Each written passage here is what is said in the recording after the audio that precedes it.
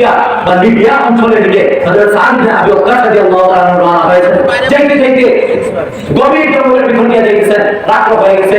রাত্র হয়ে যাওয়ার পর এখন অবস্থান করতে হবে। তো চতুর্দিকে সাহাবায়ে কেরাম রাদিয়াল্লাহু তাআলা আনহুম তাকিয়ে দেখেন যে চতুর্দিকে হিংস্র পশু পাখি, বাঘ, ভালুক, সিংহ, সাপ, বিচ্ছু অভাব নাই। এখানে রাত্রি যাপন করা কোনোভাবেই সম্ভব নয়। হযরত সাদ ইবনে আবি ওয়াক্কাস রাদিয়াল্লাহু তাআলা আনহুকে গিয়ে সাহাবায়ে কেরাম বলেন, ও আল্লাহর নবী সাহাবী, এখানের মধ্যে রাত্রি যাপন করা কোনোভাবেই সম্ভব নয়। হযরত সাদ ইবনে আবি ওয়াক্কাস বলেন, কেন, কি হয়েছে? তো চতুর্দিকে হিংস্র পশু পাখি, চতুর্দিক ভরা। হযরত সাদ ইবনে আবি ওয়াক্কাস রাদিয়াল্লাহু তাআলা বলেন, মঞ্চ তৈরি করো, মিম্বর বসাও, আমি বয়ান দিব। হযরত সাদ ইবনে আবি ওয়াক্কাস মিম্বরের মধ্যে উঠলেন, উঠে ভাষণ দিতেছেন, হে জঙ্গলের হিংস্র পশু পাখি, কান করে শুনে রাখো, আমরা মদিনাওয়ালার সাহাবী, আমরা আজকে রাত্রে এই জঙ্গলের মধ্যে অবস্থান করব।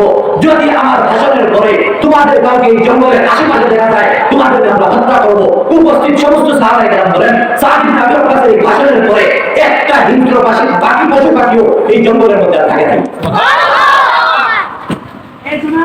সিংহরা, হিংস্র পশু পাখিরা নিজের বাচ্চাদেরকে পিঠের মধ্যে নিয়ে, সাপ বিচ্ছুরা নিজের ডিমগুলাকে মুখের মধ্যে নিয়ে এক জঙ্গল থেকে আরেক জঙ্গলে হিজরত করে যায়। আল্লাহ তাআলা বলেন, ঈমান যদি আনতে হয়, যে ঈমান আনলে পশু পাখিরা কথা শুনে ওই ঈমান আনো। আমার সাহাবী সাদ ইবনে আবি ওয়াক্কাসের মতো ঈমান আনো। আমিনু কামা আমানান নাস। হযরত সাফিনা, নাম বলেন হযরত সাফিনা রাদিয়াল্লাহু তাআলা, নাম নিলে লাভ আছে, নাম নিলে লাভ আছে। হযরত আব্দুল্লাহ ইবনে মুবারক রাদিয়াল্লাহু আলাইহি হাদিস বর্ণনা করেন, বলে যে ময়দানের মধ্যে, যে মজমুআর মধ্যে আল্লাহ ওয়ালাদের নাম নেওয়া হয়, ওই মজমুআর মধ্যে আল্লাহ তাআলার রহমত ঝটঝট করে বর্ষণ করতে আরম্ভ করে। এই সাহাবীর নাম কি? সাফিনা। নাম কি? সাফিনা নামের অর্থ হলো জাহাজ। সাফিনা নামের অর্থ কি? জাহাজ। এই সাহাবীর নামকরণের একটা কারণ আছে। এই সাহাবী সবার পরে আসতেন, বিভিন্ন সাহাবায়ে কেরামদের মালামাল নিয়ে, মাথার উপরে মালামাল তুইলা বিরাট গাঠি নিয়ে সবার পিছনে পিছনে আসতেন। তারা যদি কোনো মাল ছুটে দিত, এই সাহাবী এই মালগুলো তুইলা আবার বলা দিতেন, সবার পিছনে পিছনে আসতেন। একদিন রাসূল সাল্লাল্লাহু আলাইহি ওয়াসাল্লাম দেখে বলতেছেন, আরে মানুষের জাহাজ তো পানির মধ্যে চলে, আমার সাফিনা দেখি মাটির মধ্যে চলে।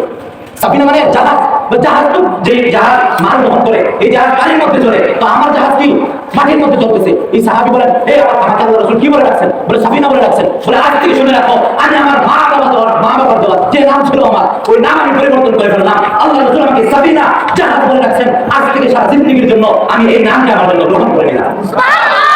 হযরত সাফিনা রাদিয়াল্লাহু তাআলা এই সাদ ইবনে আবি ওয়াক্কাস রাদিয়াল্লাহু তাআলার সাথে দেখতে পারেননি, পিছনে পড়ে গেছেন, বিরাট লাঠি মাথায় নিয়ে দেখতেছেন, পিছনে পড়ে গেছেন। হঠাৎ সামনে দেখেন একটা নেকড়ে বাঘ দেখা যায়। হযরত সাফিনা রাদিয়াল্লাহু তাআলা তাকায় দেখেন, আক্রমণ করবে ভাব, এই বাঘটা কি আক্রমণ করবে ভাব, এমন অবস্থা। হযরত সাফিনা রাদিয়াল্লাহু তাআলা তাকে বলতেছেন, বাঘ বিয়াদবি করবি না, আমি নবীর সাহাবী, আমি এখানে আসছি, আমার সাথে সঙ্গে আগে চলে গেছে, যদি বিয়াদবি করিস অবস্থা খারাপ হয়ে যাবে।